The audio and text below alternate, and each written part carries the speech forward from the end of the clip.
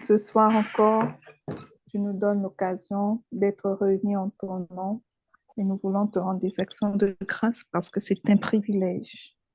Être en ta présence, Seigneur, se mettre à ton ouvrage, Seigneur, communier, Seigneur, en faveur de la gloire de ton nom, c'est un privilège. Et c'est pourquoi nous voulons te recommander ces moments que nous allons passer. Oh Seigneur, nous nous attendons à toi, à ton Saint-Esprit, pour que tu puisses nous enseigner, pour que tu puisses nous équiper, afin que nous soyons des ouvriers utiles, Seigneur, pour la gloire de ton nom. Nous nous abandonnons à toi, Seigneur. Je te prie de prendre le contrôle de tout ce que ton serviteur Joël va faire, va présenter et de nous accorder la grâce, Seigneur Dieu Tout-Puissant, de ne point être des auditeurs oublieux, mais de mettre en pratique tout ce qui va être enseigné. Seigneur, que ton nom soit glorifié au milieu de ceux qui t'aiment et qui te cherchent. Au nom de Jésus, j'ai ainsi prié. Amen. Amen, amen, amen, amen. Amen. Amen. Alors, nous allons donc parler de la guérison divine, actualité ou fait du passé. Pourquoi c'est important, en fait, d'exercer dans la guérison divine? Parce que, premièrement, c'est un commandement de Christ. OK? Dans Matthieu 10, verset 1, il dit, c'est écrit que puis, ayant appelé ses 12 disciples, il leur donna le pouvoir de chasser les esprits impurs et de guérir toute maladie et toute infirmité. Donc, lorsque nous parlons de guérison divine, voyez vraiment tous ces aspects-là. OK? Par guérison divine, on parle de la... Moi, je parlerai, en fait, de la guérison même de la possession satanique. OK? Pas seulement la guérison physique, parce qu'on l'a vu, en fait, que Dieu veut agir, veut réconcilier l'homme dans tous les trois domaines. La guérison spirituelle, c'est déjà fait. Lorsqu'on accepte Christ, on est automatiquement réconcilié à Dieu, avec Dieu. Elle dit dans Éphésiens, en fait, que Dieu nous a scellés par son Saint-Esprit. Donc, il y a plus, l'esprit n'a plus de problème. OK? Mais là où il y a des soucis, là où la nouvelle naissance n'affecte pas directement, c'est l'âme. OK? Et il faut être transformé, comme dit Romains 12, verset 1, 2, 3, je pense. Voilà, on doit être transformé par le renouvellement de l'intelligence. Et donc, il dit dans le verset 8, guérissez les malades, ressuscitez les morts, purifiez les lépreux, chassez les démons. Vous avez reçu gratuitement, donné gratuitement. Donc, c'est un commandement. Dieu ne dit pas que certains chasseront les démons. Non, il dit, il n'a pas dit vous pourrez chasser, ou bien, non, il dit guérissez. Guérissez les malades, ressuscitez les morts, purifiez les lépreux, chassez les démons. C'est vraiment à l'impératif. Et donc, c'est un commandement de Dieu pour nous d'exercer dans le domaine de la guérison divine. Alors, tous les croyants sont appelés à exercer dans ce domaine. Il dit, voici les miracles qui accompagneront ceux qui auront cru. C'est Marc 16. Voici les miracles qui accompagneront.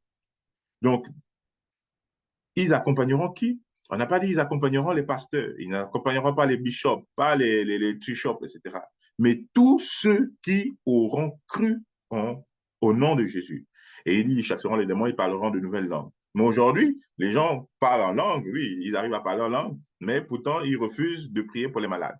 Alors, et pourtant, à la fin, on dit, ils imposeront les mains aux malades et les malades seront guéris.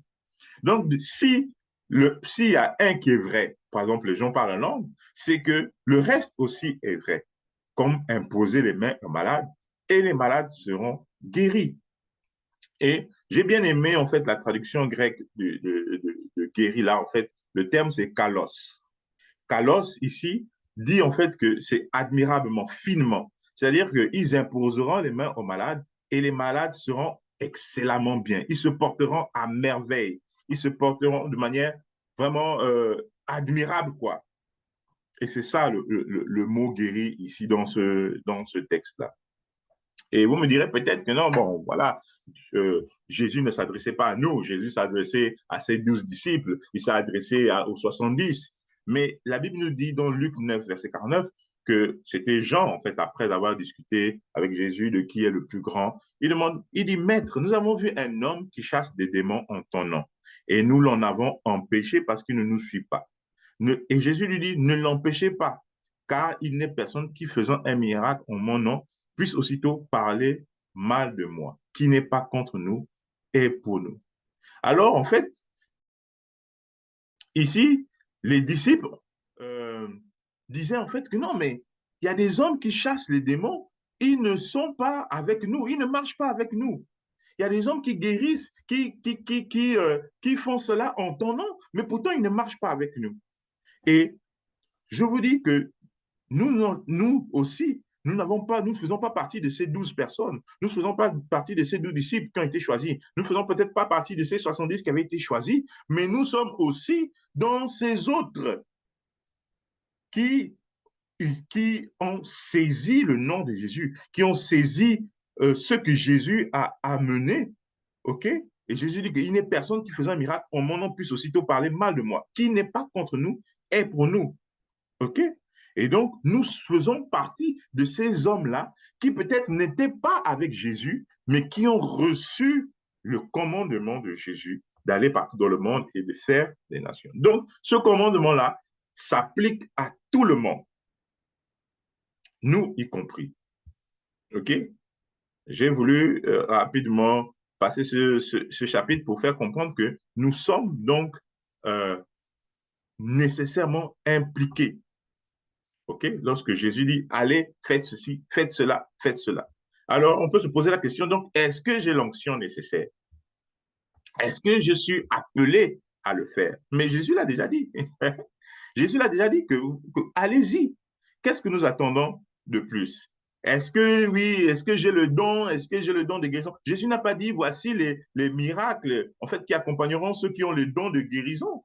Il a dit, voici les miracles qui accompagneront ceux qui auront cru.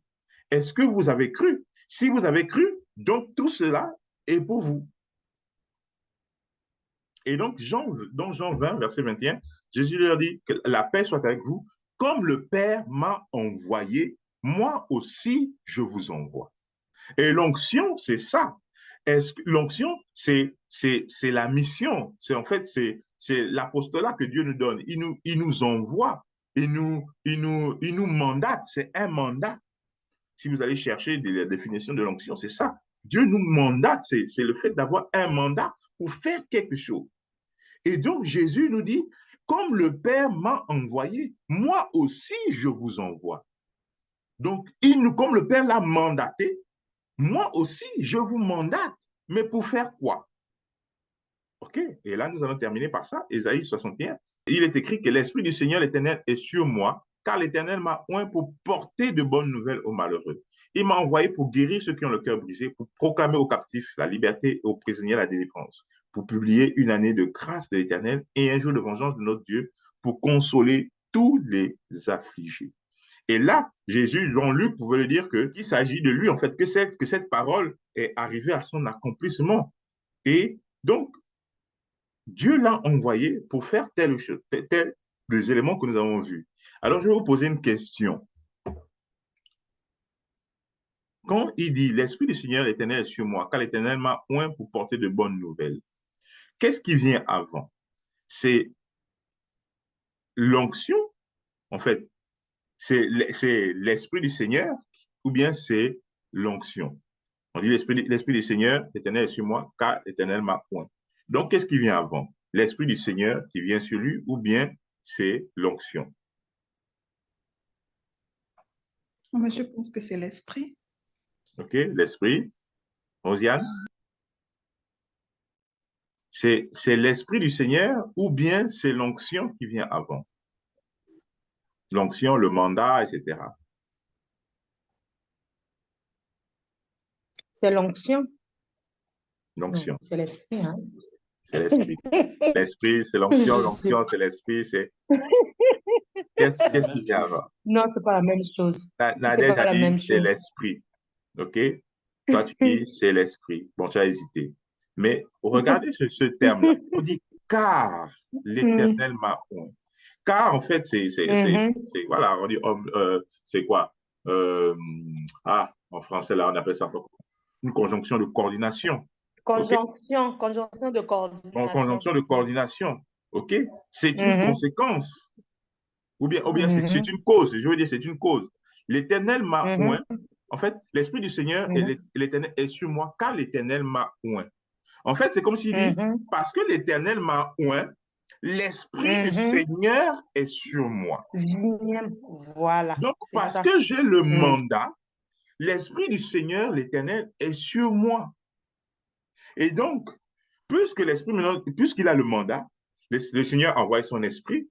Donc, il a envoyé pour faire quoi? Le mandat consiste à faire quoi? À porter de bonnes nouvelles aux malheureux, à guérir ceux qui ont le cœur brisé, à proclamer aux captifs la liberté, et aux prisonniers la délivrance, à publier une année de grâce et un jour de vengeance et tout le reste, et consoler les affligés. On a vu donc que le mandat venait avant.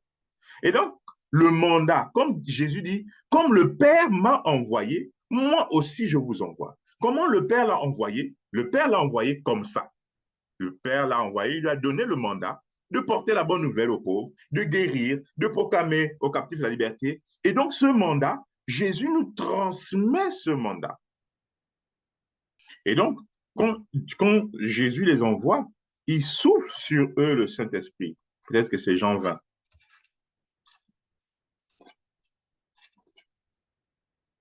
Voilà. Quand Jésus dit, comme le Père m'a envoyé, moi aussi je vous envoie. Et il dit, après ces paroles, il souffla sur eux, il dit, recevez le Saint-Esprit. Et ça vient corroborer Ésaïe 61. Quand l'Esprit, il dit, il a le mandat, l'Éternel a un pour faire ceci, et l'Esprit du Seigneur est venu sur eux. Et de la même manière, il les envoie, donc il nous envoie, et puis il nous donne le Saint-Esprit. Donc Dieu ne va jamais nous envoyer comme des poulets à l'abattoir. Il nous envoie, il nous donne toujours l'équipement nécessaire pour faire ce que nous devons faire, notamment porter des bonnes nouvelles, guérir ceux qui ont le cœur brisé, proclamer aux captifs la délivrance, et la liberté, et aux prisonniers la délivrance. Donc Dieu nous donne le Saint-Esprit. Éphésiens nous dit que nous sommes mélangés en fait, que nous avons été scellés du Saint-Esprit. Notre esprit a été scellé du Saint-Esprit à la nouvelle naissance. Il nous donne son esprit.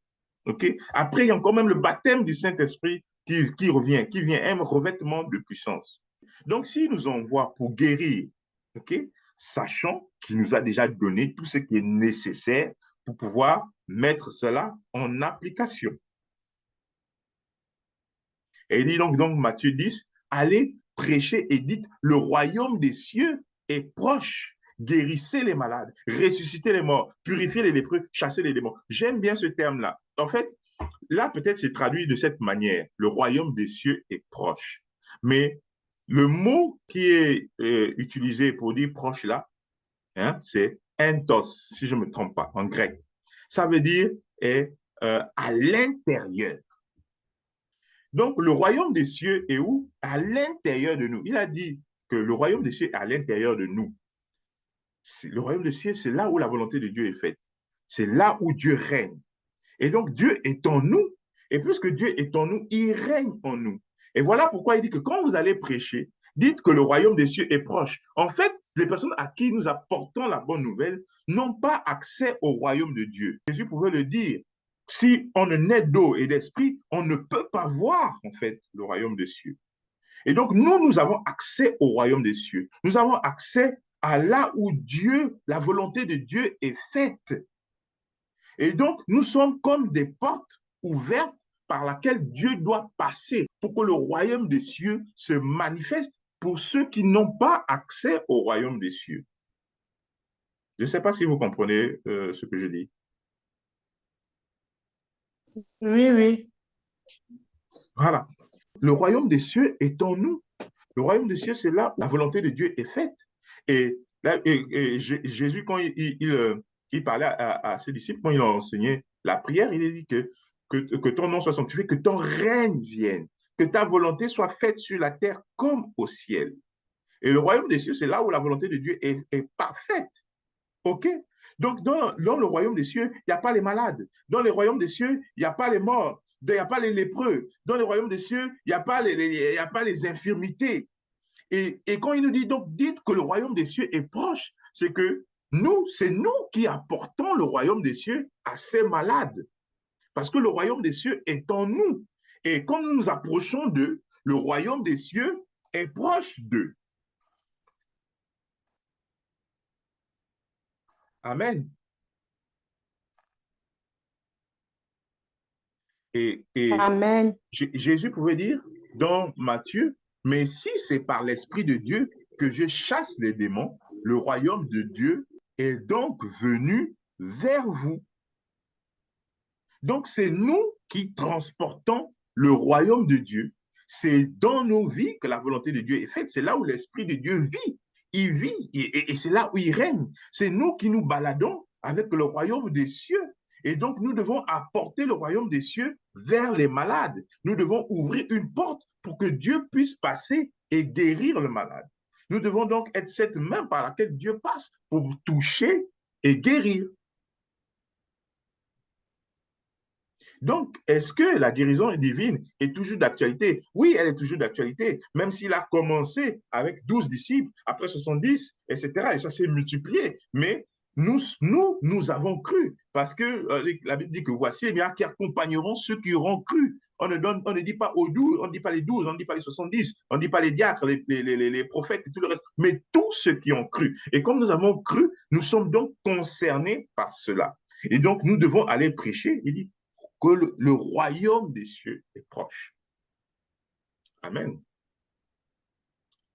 Est-ce que vous avez des appréciations, etc.? Vous pouvez toujours partager. C'est pas monologue. Tout ça, c'est bien et tout ça, c'est véritable. C'est la vérité, c'est strictement la vérité, ce que tu dis. Sauf que le problème, moi, je me pose toujours la question de savoir, la Bible dit que Moïse était un homme comme nous, Ésaïe était un homme comme nous. Et ceux-là, ils ont eu l'occasion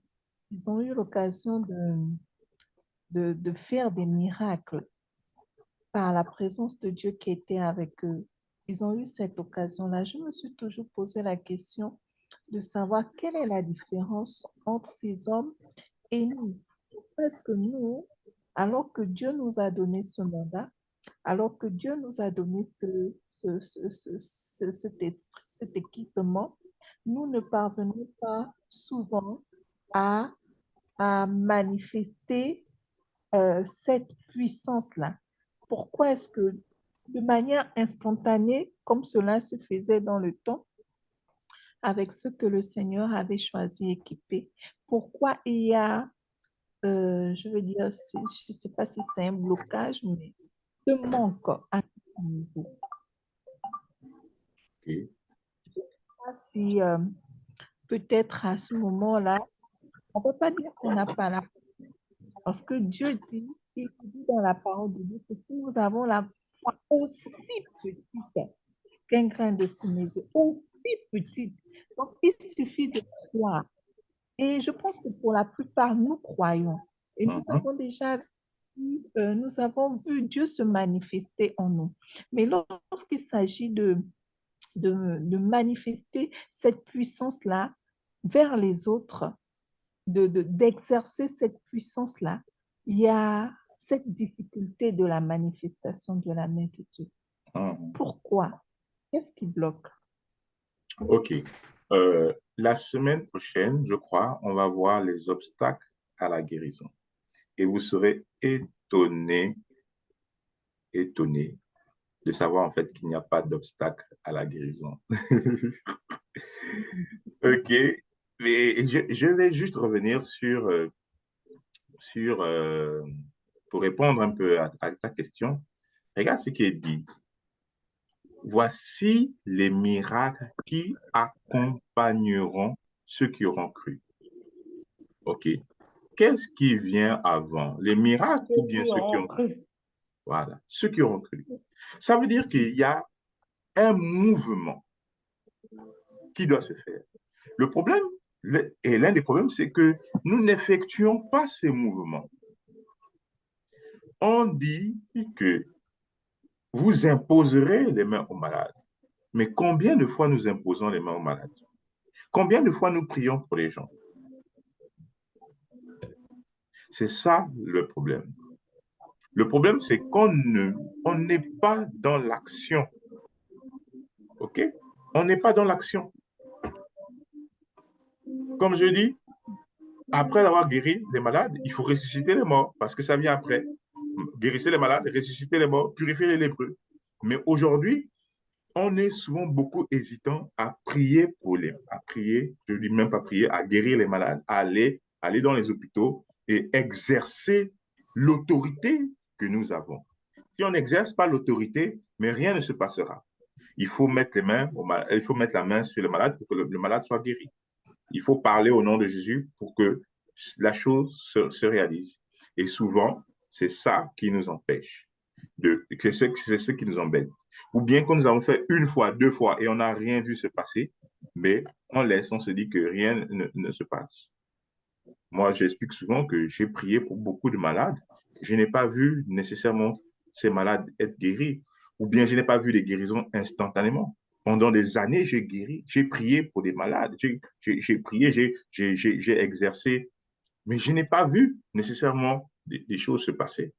Mais aujourd'hui, quand je prie, instantanément, Dieu fait des choses.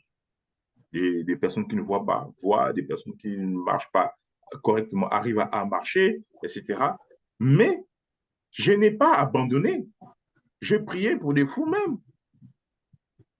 Et c'est pas parce que au départ, j'ai pas vu des choses se manifester que j'ai pas arrêté. Vaut mieux être obéissant sans avoir des résultats que être désobéissant et ne pas avoir des résultats. Parce que, comme on l'a vu, en premier lieu, la guérison divine, en fait, c'est d'abord un commandement de Christ.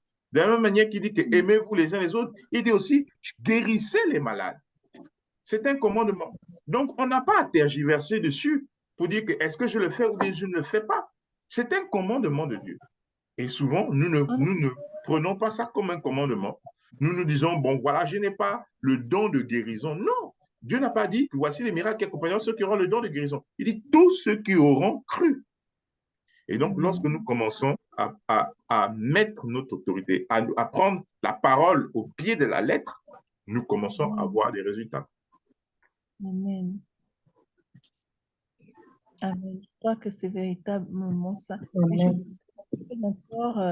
Je pouvais le dire encore lors d'une campagne d'évangélisation que nous avons fait récemment. C'est dire que si tu ne te mets pas à l'ouvrage, tu ne peux pas voir que quelqu'un va donner sa vie. Si tu ne parles pas à quelqu'un, tu ne verras pas quelqu'un donner sa vie au Seigneur. Si tu n'es pas sur le terrain, tu ne verras pas comment le Seigneur accomplit des prodiges. Et c'est véritablement et je te réponds sans réfléchir, mais juste de croire que ce qui a été dit sera fait. Amen. Amen. Donc, le but de cette formation, c'est pas de vous donner des choses que vous n'avez pas, mais c'est vraiment mettre ça à la lumière pour dire que vous avez déjà ça. Vous avez déjà ça, en fait. Mais c'est exercer. Comment l'exercer? Mettre à plat, en fait, toutes les conceptions qu'on a eues par le passé qui nous empêchent même de pouvoir exercer. Parce que pendant le passé, l'Église primitive, il n'allait pas voir des médecins. Pendant des siècles, c'était la prière. C'était l'autorité du croyant qui faisait en sorte qu'il n'ait pas de maladie ou bien qu'il soit guéri. S'il y avait des personnes qui étaient malades, on priait pour eux et ils étaient guéris. Mais à un moment, cette puissance a échappé de l'Église. Les gens n'arrivaient plus à manifester. Et voilà maintenant pourquoi il y a certains termes qui sont rentrés. Non, si c'est la volonté de Dieu, si Dieu veut, etc. Mais on va voir que la volonté de Dieu est toujours de guérir. On le verra. On le verra au fur et à mesure qu'on va avancer dans l'enseignement. Et parce qu'on n'arrivait pas à manifester la puissance de Dieu.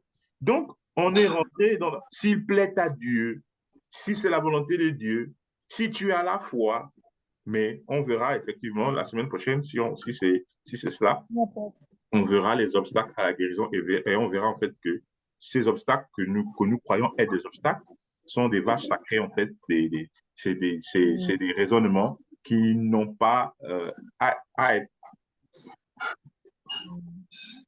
Et donc, je vous invite donc à être la semaine prochaine, jeudi prochain. Comme Rosiane, elle disait, elle a écrit tout à l'heure que c'est parfois la peur et le doute.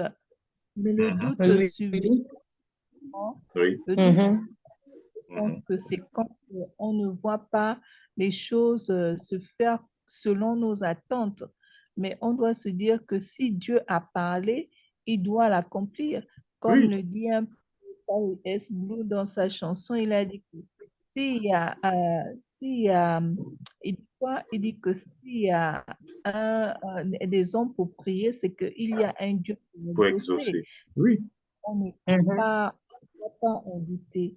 oui, C'est juste, on t'a dit, c'est comme ça que tu dois le faire et puis tu le fais comme ça, quoi. oui. Donc, Mhm. Georges, Mais vraiment, c'est à la lumière ce que nous avons besoin. Merci beaucoup. et effectivement, la peur, le doute, on va voir que toutes ces choses, c'est des choses qui viennent en fait en contradiction avec ce que Dieu nous a dit. Il nous demande de parler, nous on a peur maintenant de parler. C'est le diable en fait. Et Mhm. il nous dit qu'il n'a pas donné un esprit de crainte. Voilà. Mhm. Ni aussi de timidité. Voilà, d'intimité, Mhm. voilà. Et nous devons pouvoir parler. Même si nous n'avons pas les résultats attendus. Moi, je vous ai dit, j'ai prié beaucoup de personnes. Et je le dis souvent pour rigoler, pour encourager les gens. Moi, je me rappelle, j'ai rencontré un gars en bolo, il était assis, et puis c'était un malade mental et tout. Je suis venu vers lui, mais il s'exprimait bien, il parlait, etc. Et puis, il avait l'œil qui sointait. Genre, l'œil, ça coulait et tout. Et en parlant, en discutant avec lui, il était là vraiment assis avec toute sa saleté, toutes ses affaires et tout à terre. Je suis venu, j'ai commencé à parler avec lui et tout. Je l'ai présenté, je parlais de Jésus. Et après, maintenant, j'ai dit, bon, je vais prier pour ton œil. J'ai commencé à prier pour son œil une fois, deux fois, trois fois, quatre fois. J'ai dit, bon, non, ouvre l'œil, etc. Il ouvre. Il dit, regarde, est-ce que tu vois quelque chose? Non. Est-ce que ça s'améliore? Rien, non. Je priais pour lui. C'est après lui-même qui me dit, non, mais tu sais, il y a des guérisons qui ne se font pas instantanément. Vraiment. C'est le fou qui me dit ça. Et j'ai riais, moi-même, j'ai riais. J'ai dit, mais Seigneur. Et là, ça fait je l'ai vu peut-être une deuxième fois, mais après, je ne l'ai plus jamais revu. Je ne sais pas ce qui s'est passé pour lui. Une fois, j'ai même prié pour un gars qui venait pour mettre la clim chez moi. Il avait un problème à l'œil, etc. Je voyais en fait que l'œil brillait. Et donc, j'ai dit, bon, on va prier. J'ai prié pour lui. Et quand je prie pour lui, il me dit non, voilà, que bon, apparemment, il voit un peu mieux. Mais je me suis dit, bon, il me disait ça parce que sans doute, il venait faire la prestation, etc. Il dit que non, je ne voyais pas je voyais pas. Là, je vois comme des ombres, etc., un peu de lumière et tout. Bon, et j'ai pas insisté. Mais après, j'ai prié pour des personnes qui ne voyaient pas, qui ne voyaient plus de l'œil, qui ont vu.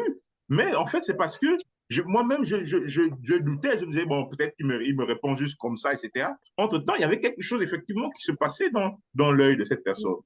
Et l'autre pour qui j'ai prié, rien ne s'est passé. En tout cas, au Amen. moment où j'ai prié, rien ne s'est passé. Mais je ne suis pas arrêté sur cet échec, je vais dire ça comme ça là. Je ne suis pas arrêté Oui. dessus pour dire que je ne prie plus pour les gens. Parce que à la fin, c'est un commandement. Oui, parce qu'en même temps, on peut le voir même dans la Bible, dans une parabole, où le Seigneur vient à guérir un aveugle, mais la guérison n'était pas instantanée, hein. Voilà. La Bible, c'est pas trop le passage, il dit, il a fait de la boue avec sa salive, il a posé sur les yeux et il a demandé, est-ce que tu vois? Il a dit, je vois les hommes comme des ombres. Il Mhm. a dit, OK. Il a refait après, c'est là qu'il a dit, va te laver dans la rivière. Il est allé et c'est là il a eu la vue, qu'il a commencé à voir. Donc, c'est Oui. pour dire Mhm. que Oui, c'est dans Matthieu, je crois. L'histoire. les voilà, le Mhm. Seigneur a Mhm. écrit toutes les situations qui devraient vraiment nous d'avoir peur ou d'avoir honte ou d'hésiter. Il a tout décrit. Il a vraiment, par cette parabole-là, c'est démontré que ceci peut arriver, ceci peut se faire de telle manière, ceci peut ne pas se faire de telle manière. Donc, nous devons simplement répondre. Comme dit Georges, nous devons simplement répondre au commandement. Voilà. Comme je disais, il y a des guérisons qui se font de manière instantanée. Il y a d'autres non. Ok. J'ai vu Mhm. plusieurs fois des gens guéris de Mhm. manière instantanée. Il y a des personnes même pour qui j'ai prié. J'ai dû encore proclamer deux, trois, quatre fois, cinq fois, six fois pour que la personne se sente correctement bien. Parce qu'il y a aussi des guérisons comme ça. Je prie. Est-ce que tu sens quelque chose? Non. Je reprie. Ah oui, je ressens telle chose. Ok. Bon, est-ce que ça va? Non, peut-être, bon, et après je mesure, bon, 50%, 25%, et après, je continue à déclarer, proclamer, et après, la personne recouvre totalement la santé. Donc, Mhm. mais parfois, on est buté. En fait, le diable veut nous faire croire que parce qu'on n'a rien vu, que rien ne se passe. Mais la parole de Dieu dit dans Ésaïe 55 que sa parole ne retourne pas à lui sans effet, sans avoir accompli la volonté de Dieu. Mhm. Ok. Et la volonté de Dieu, dans le cadre de la guérison La volonté de divine, Dieu, c'est de amen, guérir. c'est de guérir. Donc, même si on ne voit pas, Oui. il y a des choses qui sont en train de se passer. Il y a le spirituel, il y a des choses spirituelles qui se mettent déjà en place. Et donc, nous devons toujours rester dans la foi de ce que la parole de Dieu ne retourne pas à lui sans avoir accompli Sans ce avoir pourquoi elle est fait sortie. l'effet. Tout à fait, Amen. tout à Amen. fait. Amen. Rosiane, tu voulais dire quelque chose? Non, je suis contente. Effectivement, moi aussi, j'ai le même problème. J'ai vraiment beaucoup de difficultés de prier en face d'une personne comme ça quand la personne est malade. Moi, c'est souvent à la maison, quand je sais qu'une personne est malade, je prends les sujets, je me lève à minuit, je me lève à 3 heures, mais en face comme ça, peur, non, le doute vraiment installé en moi. Je me dis, si ça marche pas, qu'est-ce qu'ils vont dire? Donc, il y a qu'est-ce que qui trottine toujours en moi. Hmm. En tout cas, pour ça, vraiment, il faut prier pour moi. Non. Il Et faut en fait, prier pour moi. c'est vraiment des fois la peur, en fait, on a honte que... Mais Mm. si je te demande, quel est ton nom? Tu vas dire Rosiane, ton prénom. Si je te dis, tu es sûr? Oui. Oui, c'est Rosiane. Tu es sûr? Oui, oui, je suis sûr. En fait, quand tu Uh-huh. es convaincu de ce que tu fais, de ce que tu es, tu ne douteras pas.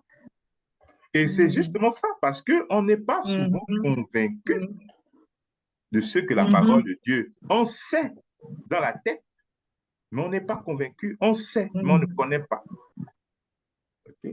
Il faut donc qu'on soit convaincu que ce qu'on dit, c'est vrai. Voilà pourquoi quand vous priez pour les malades, et ça on le verra, Mhm.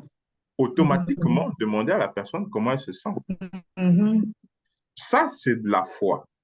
C'est que vous vous attendez à ce que Dieu a répondu, a agi en fait, conformément Mhm. à sa parole. Mais parfois on prie, on dit bon, Mhm. on ne demande même pas en fait, on laisse la personne partir. Est-ce que quelque chose s'est passé, quelque chose ne s'est pas passé?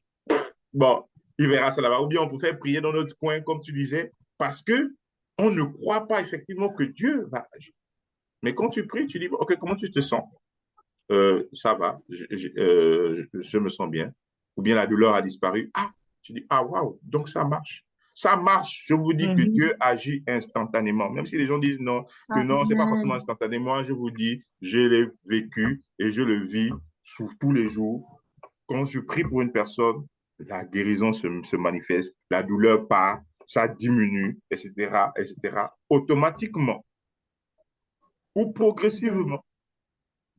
Oui. Donc, n'hésitez pas à demander, vous priez, commencez si vous voulez avec vos enfants, Mhm. vous priez pour les enfants. Et comment ça va? Oh non, ça va bien. Vous pensez que comme c'est l'enfant, il va raconter juste comme ça? Non, allez-y, n'hésitez pas à prier et demander comment ça va. Et si la personne dit que la douleur a diminué, continuez à prier une deuxième fois. Et d'ailleurs, même, quand je dis prier, ici, c'est vraiment par abus de langage. Parce que Jésus n'a jamais demandé de prier pour le malade. Est-ce que vous avez vu ça quelque part? Il a dit, Mhm. guérissez les malades. Il Et n'a les pas dit, malades. ne Mhm. priez pas pour les malades. Il a dit, guérissez. C'est différent. Et souvent, quand on vient dans nos prières, on vient, oh Seigneur, oh, je te prie pour cette personne, etc. C'est pas ce que Dieu a demandé de faire. Oui. Comment Dieu a agi lorsqu'il prenait quelqu'un qui avait un problème de bras, qui avait le bras atrophié, il dit, tends ta main, ouvre les yeux, Mhm. lève-toi, marche. Il commandait. Il commandait à la chose de se faire et la chose se faisait comme il commandait. que la chose se fasse. Quand Jésus a parlé à la tempête, il a parlé à la tempête. Il n'a pas dit, s'il te plaît, parce que je suis le Fils de Dieu, donc quand je vais parler, il faut que tu te calmes, etc. Parce que ceci, je suis... Non, non, non, non, non, non. Et regardez simplement avec les policiers sur la route. Même s'il a dormi dans le bar, le pantalon est sale, la chemise est sale, quand il vient sur la route, il siffle. On s'arrête automatiquement. Pourquoi? Parce qu'il représente une autorité. Pas lui là. Si on roule avec la voiture, on va l'écraser. Mais il représente une autorité. Et quand il vient, il n'a pas besoin de dire que, bon, voilà, je suis sorti de telle promotion, c'est tel ministre qui m'a donné mon diplôme, etc., par la loi, à cause du ministre de l'Intérieur, etc., telle loi, telle loi, telle loi, donc donnez-moi vos papiers. Non, il est conscient de son autorité. Et nous, souvent, nous ne sommes pas conscients de l'autorité que nous avons. Et comme il est conscient de l'autorité, il dit bonjour, ici, bonjour, oui, contrôle de police, madame, monsieur, vos papiers. Simple. Et il s'attend à ce qu'on donne les papiers. Parce qu'il représente une autorité. Et nous aussi, nous avons reçu le mandat. Nous avons donc l'autorité, une autorité déléguée.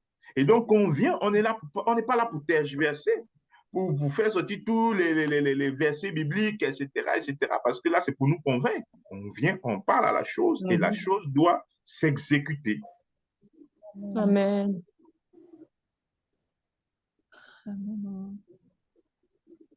Donc, c'est tout ça qu'on verra. On va voir toutes ces choses-là au fur et à mesure qu'on va avancer. Qu'en est-il alors de soi-même lorsqu'on est malade et on prie pour soi? Comment devons prier? Comment exercer cette autorité? C'est de la même manière. Tu parles à ton corps. Je disais la semaine dernière, j'ai pris l'exemple d'un Japonais, un Japonais, je ne sais plus trop comment il s'appelle là, un professeur, OK, qui a fait une étude. Il a fait une étude sur l'eau. Et qu'est-ce qu'il a pris? Il a pris, en fait, il a pris de l'eau et il a congelé de l'eau. Il a fait des blocs. Il a pris une partie et il parle dessus. Il a parlé, voilà, tu es une belle eau, etc. Il a dit vraiment des mots bien, quoi, alléchants sur l'eau, etc. Et il a congelé ça. Il a pris aussi une autre partie. Il a parlé, il a vraiment dit des mauvaises paroles dessus et il a congelé. Et donc, il a fait sortir ces blocs de glaçons et là, il a étudié ces cristaux au, au microscope. Et quand il regardait les cristaux, en fait sur lesquels il proclamait des paroles, ils avaient une belle allure. C'était des cristaux vraiment beaux, en fait. C'était vraiment beau. Dans leur assemblage, c'était vraiment très beau. Mais les cristaux, ceux sur la partie où il parlait de mauvaises paroles, c'était vraiment une forme, vraiment des formes bizarres. Et il pouvait voir ça au microscope. C'est pour vous montrer en fait le pouvoir de la parole sur notre être. OK? Nous avons la parole de Dieu et nous devons parler à notre corps, dire à notre corps ce qu'il est. La parole de Dieu dit par exemple que j'ai été guéri dans 1 Pierre. C'est par les meurtrissures de Christ que j'ai été guéri. Donc, nous devons rappeler cela à notre corps. Nous devons parler à notre corps. Bon, je vous ai dit que la guérison commence par le rèche, par la tête. Donc, c'est les pensées, c'est le système de pensée. On doit aligner notre système de pensée au système de pensée de Christ. Si Dieu dit que par ces meurtrissures, par les meurtrissures de Jésus, vous avez été guéri, donc c'est ça notre système de pensée. Même si le corps fait mal, ça pique, on dit au corps, mais hey, c'est pas toi qui domine en fait. Je suis un esprit et ma pensée est aligné à la pensée de Christ. Christ dit que par les meurtrissures de Jésus, j'ai été guéri. Donc, je suis guéri. Il dit qu'il a porté mes maladies, il a porté mes infirmités. Et tu parles à ton propre corps.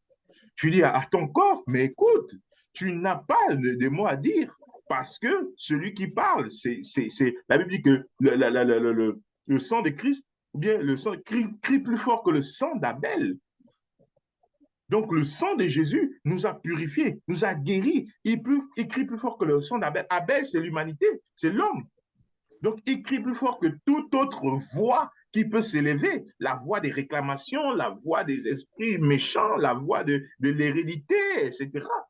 Et nous parlons à notre corps.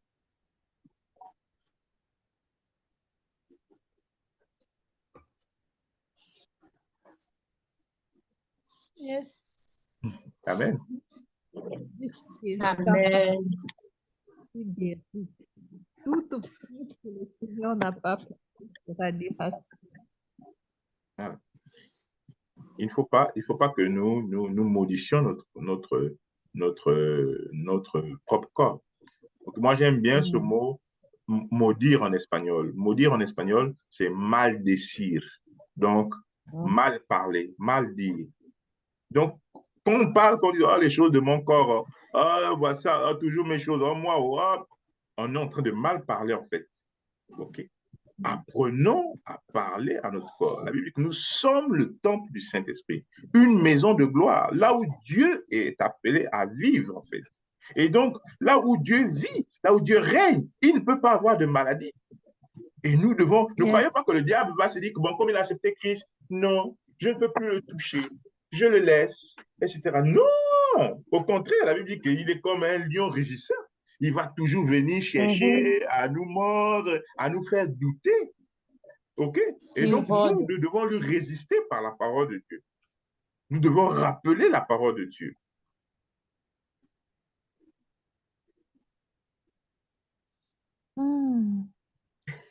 Quel soupir. Non, c'est une satisfaction. Un réconfort, en fait. Amen. La parole de Dieu, c'est un baume. Oui, c'est un fait. Alors, est-ce qu'il y a des malades parmi vous? Ou bien est-ce que vous avez des enfants malades, des connaissances malades? On va pas se séparer comme ça. On va prier. On va bénir le Seigneur d'abord pour sa parole.